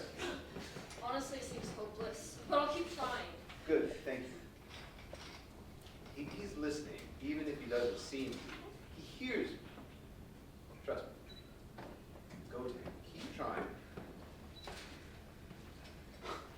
Watch. Judas, you're not alone. Why hide, dodge, or try to run? It's pointless trying to evade us, even in this place of darkness. Your centrifugal flight seems endless to you, but to us you're always as close as a thought, a wish, an open book, a hooked fish. Why wriggle? Why prolong the struggle? You crave a hard wasteland, far from other people, uninhabitable. You want to disappear. Yet your own memory will haunt you. Even here, even solitary, you cannot find a reprieve from your own identity. There is no river of blood. The only shelter is in the common center. This frozen periphery provides ice but no refuge. You yourself see disappear every time one of us draws near. Judas, we can always find you. One of us is always with you. We see you. Ugh, the light, it burns! Everywhere I go, it returns! Why is it never night? Why can I never sleep? I close my eyes for a moment's repose, and all I see is the sight of that glowing city. There, where those herds of dead people gather. I hear their horrid laughter. There, in the center. They hate me. They call me Judas, the betrayer, the traitor. Why? I turned to that pretender Jesus, the so-called Christ. I'll tell you when I knew. In Bethany, when Mary, Lazarus' sister, broke a jar of the whitest alabaster and poured the perfume that it bore, the spikenard like musky amber over his hair, his clothes, his chair, wasting it, staining the floor. And he, Jesus, did not rebuke her, but instead defended her. That was when I saw it. That Jesus was a hypocrite, a megalomaniac, a self-devoted fanatic. Not the Messiah. The spikenard in that jar was easily worth 300 denarii, more a year's wages at least for a common unskilled worker. But that's nothing to a preacher, or perhaps a Roman emperor, a vain, self-exalting actor. I thought, what about the poor? The poor will always be with us. Our gifts must also address our need for ritual. Mary adored our Lord for his earthly burial. Her act was beautiful. You envy Lazarus' wealth. You wanted the money for yourself.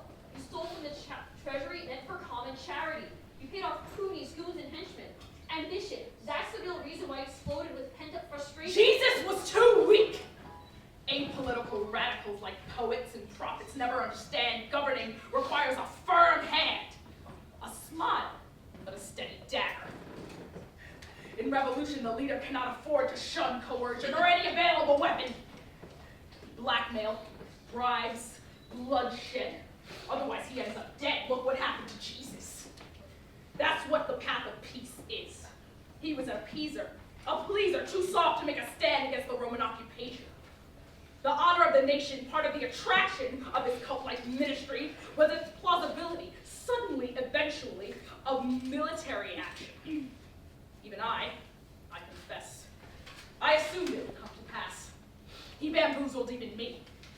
I believed he'd set us free. Then I saw it was up to me to defeat an adversary. Violence is necessary sometimes. Inevitably, compromises must be made. Ugly bills must be paid to cunning executioners and secret undertakers. That is what he refused to see. The worldly expediency, like unexpected steel, an amalgamating ideal and real, that left only me. Merely as a malleable showpiece. Popular but pliable, then he would have been, I grant, ideal. A charismatic marionette, a puppet. Useful as a figurehead he was. However, arrogant and unwilling to be led. He always had to be the head of any endeavor, or rather that's what people assumed he was. He would have never deferred to me. And even if he did, despite my experience, the others would insist that he was their leader. He was always the better actor, the better crowd pleaser. Behind his demagoguery, however, he needed me, a realist, a planner, a director, behind the scenes. But that made me wonder, who did the people really need? Rebellion would succeed only if only I, had all the real power. Whom then should the people honor? The cause or the effect? Jesus was almost perfect, but a showpiece. Too hollow, weak. The real Messiah would never, ever let himself be put to shame, spat on, flogged, and crucified. No, he would defend his name, his glory, his country's fame. He would conquer like Alexander or Cyrus the Great, an emperor like King David, but greater, a lion devouring the world. Have you not read the prophecies of Isaiah? Christ was not Caesar or Alexander or any worldly emperor. The Messiah was a suffering servant. He was despised, the lowest of men, a man of sorrows. Ill-treated and afflicted, he never opened his mouth. Like a lamb led to the slaughterhouse, like a sheep dumb before its shearers, he never opened his mouth. When I consider the prophecies, it becomes clear to me who the Messiah really is. The Messiah is me. Am I not the suffering servant? Have I not taken the guilt of this impostor, this Jesus entirely upon myself? The Messiah must be me. I am the one who will return from the dead. I will come back, walk among the people, and reveal that Jesus was a liar. I am the promised king. They'll thank me. They'll cheer for me. They'll serve me. I will have conquered death.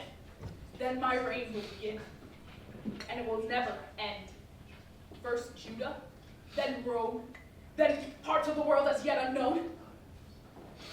But first I must escape this cunning trap. Death was the way in. Death must be the way out. I know the secret. All I have to do is die. Then I'll be free.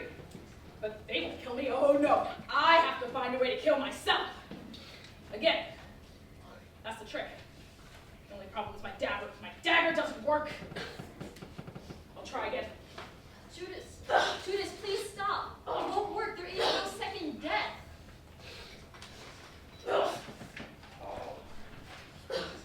What I need is a tall, sturdy tree. Then I can hang myself! Judas, please, Judas! Teacher, you're crying.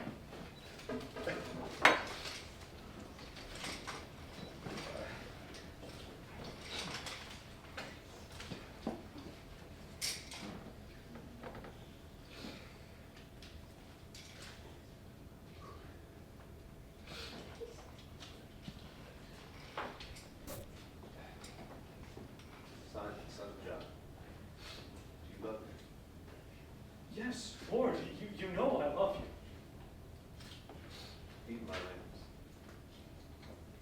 Simon, son of John, do you love me? Yes, Lord, you know I love you. Look after my sheep. Simon, son of John, do you love me? Lord, you know everything. You know I love you. Feed my sheep.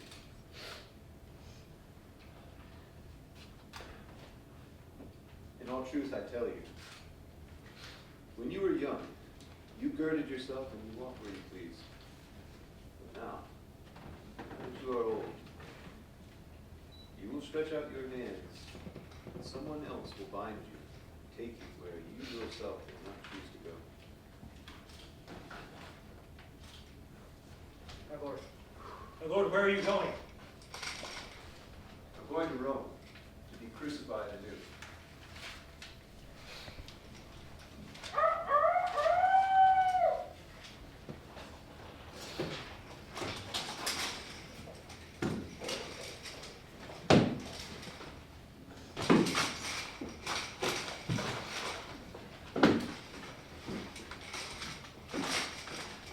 Listen, please, we're innocent. We've done nothing. Huh? Sure, sure. So traitors often speak. It's useless. Please, stop. Silence, opulent parasite! Ha! Predilate that. Who now is the patrician?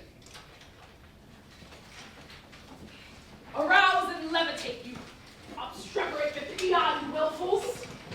Your treasonable obscuring to the imperious pot, you unregenerate clogs, you wantonly soil insidiating the gear crank of the machinations of the state. Incept your phantasmal, uncensored slough from the dirigible, electrifying zenithing hysterosoxtricing will be kaput. Heed, corroborate. Today insinuates the question of your extenuation. Introspect your feathers. Your recalcitrations at the contingencies of the mandated truth originate these obliquous blinders. Will you still forfend truthiness? Dare you yet forbear propagasmic correlation? Forestall your spiritless cogitating and elect, prosper or despair. The emperor awaits your revulsion.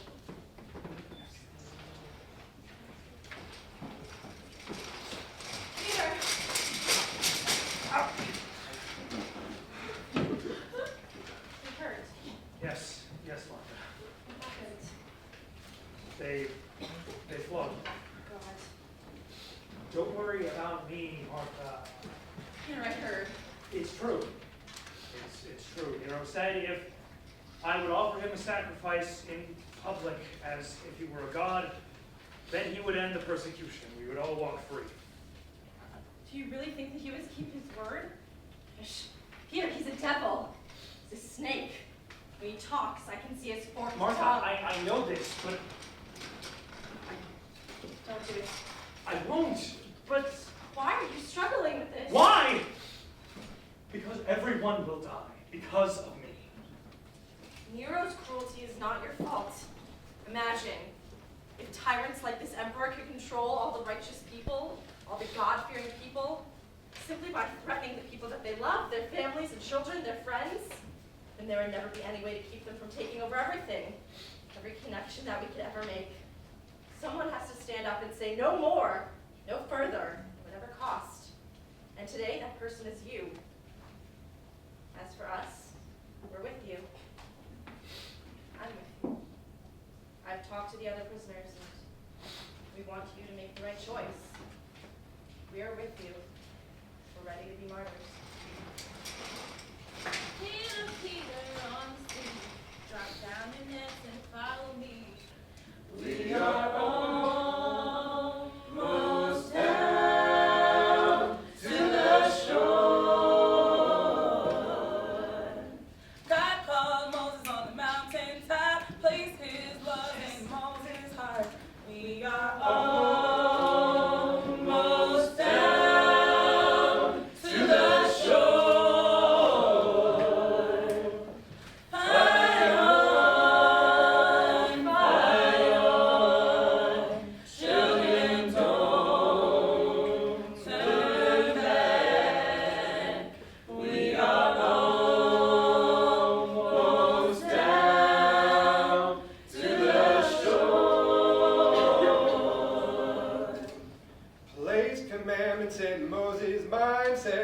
don't leave my children behind.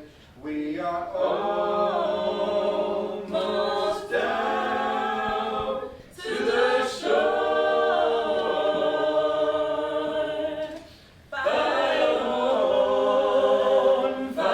on, children, don't turn back. We are almost down to the shore.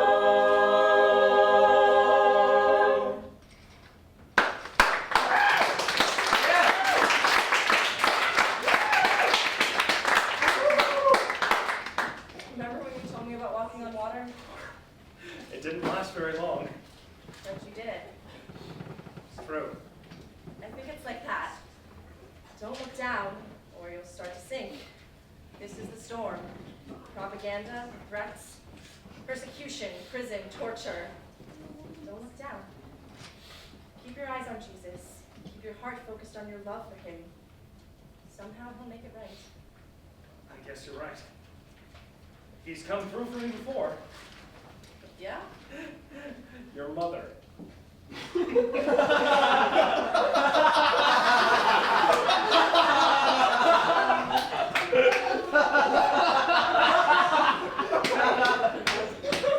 mean, I thought she was an honor.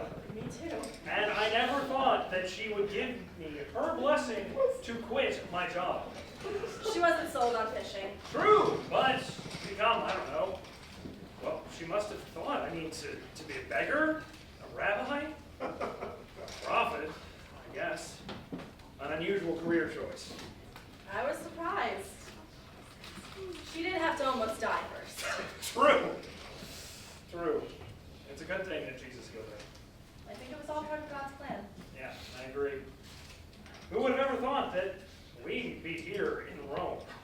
It's a long way from Bethsaida. Or Capernaum.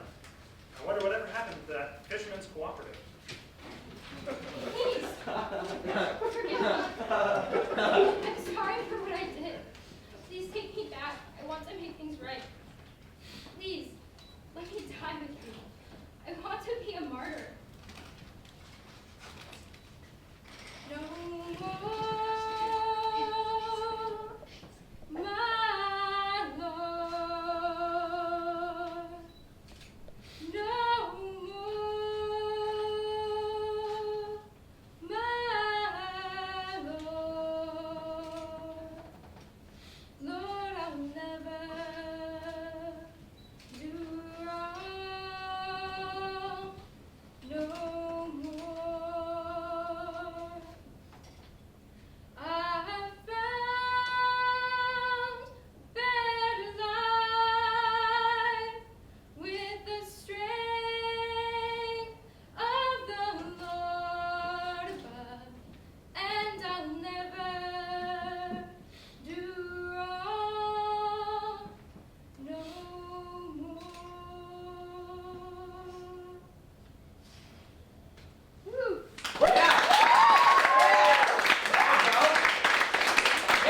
Okay, kid. Enough. Listen, Mr. Sir, I mean you no disrespect. I like you guys. I admire your courage. I don't think you're doing anything wrong as far as worship. Who knows what's up there anyhow? Jupiter? Osiris? Orpheus? Maybe Jesus. I don't know. But I do know this. I am not going to let this kid die. First, he's too young. Kid, got a lot to live for. No protests. I told you, come here, say goodbye, that's it. Second, if I let this kid stay here, that's me abandoning my post as a prison guard. That means I die. First you, then me. I can't get executed. Understand? I've got a missus. I've got children. I've got a lot of things that I've got to do.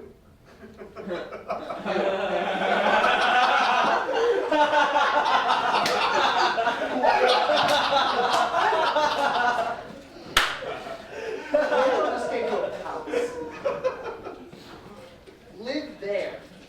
Spend your money. You want to pray to Jesus, pray to Jesus. Pray quietly. You want to go. Understand? I'm doing you a favor here already. I'm putting my neck on the line. Understand? So hurry up. Say goodbye. Let's go. God forgives. I'm sorry. I'm sorry. Everyone, please listen up. We will be moving you to different quarters. If you want to change your mind, do it now. Your execution is scheduled for today. I ask you, please reconsider. My son, don't court death. When it comes, let it come. But for now, you have a different task. Feed the sheep. Yes, I will. Feed the sheep. Wait, we don't have any sheep. The church. I mean the church. Take care of everyone. Please, after we're gone, keep the church alive. Okay, kid? It's time. I'm too old to die, and you're too young. Let's go. Out! Expunge them all except him. Hail Nero! Out. Oh. So, Christian, what is your choice? I choose to be crucified. You fool. I also have a request. I wish to be crucified upside down. Upside down. To acknowledge that for the first time, that day, long ago, when I had the opportunity to choose between living death and everlasting life, I made the wrong choice. Now today, you, Nero, for all the evil you have done, and the evil you have in your heart, you offer me an opportunity for redemption. I take it. I choose to make things right. Guards! Crucify this man. Nero, your power is weak. Do what you please. I will not break. I serve a greater emperor than you will ever be. Crucify him upside down. Whatever. Invert the cross. Make him as contemptible as he desires. You! Go, take him to the palace. I want to watch them done. The others are with me. We're tired, Nero. We're tired of being slandered, scoffed at, sneered at, impoverished, mistreated, persecuted, and oppressed. We're ready. Do what you will. You remain trapped. You in your private hell. We are free.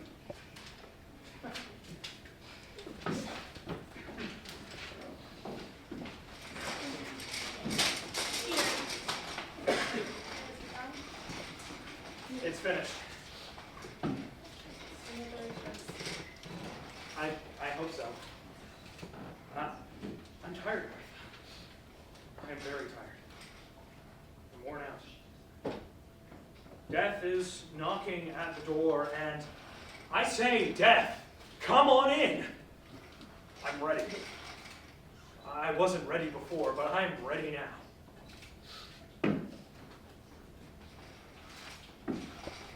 My latest sun is sinking fast. My race is nearly run. My strongest trials now are past. My triumph has begun. Oh, come, angel bands, come and around me stand. Oh, bear me away on your snow white wings to my eternal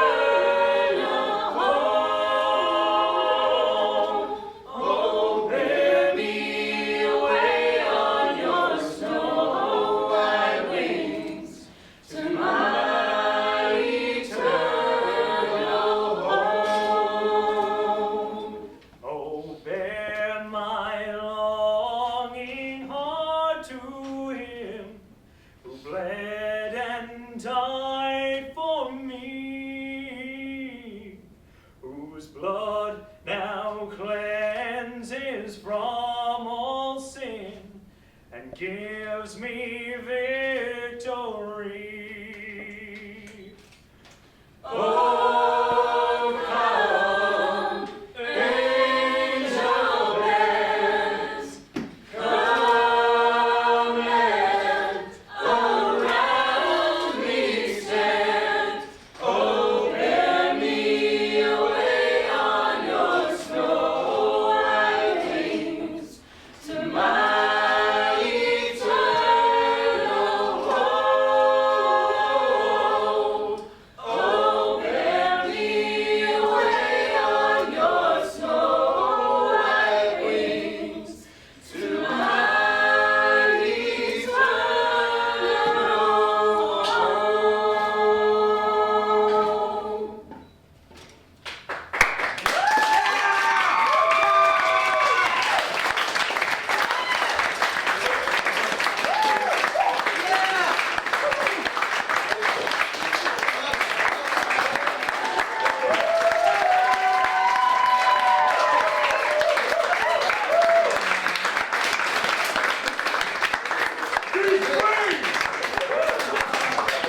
Thank you everyone for coming out. You're a great audience. We love you. Tell people to come on Sunday. All right, that's all.